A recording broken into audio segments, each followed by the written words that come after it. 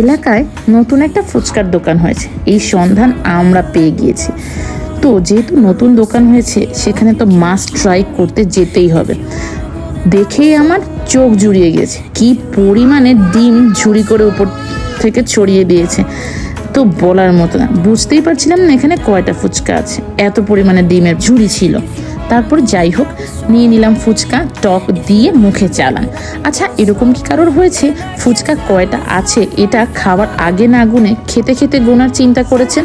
ঠিক সেই সময় ফুচকার স্বাদে বিভোর হয়ে কাউন্টিংটাই ভুলে গিয়েছেন। এরকম তো আমার সাথে সব সময় হয়, আমি কখনো ফুচকা গুনতে পারি না যে কয়টা ছিল বা কয়টা দিয়েছে মামা।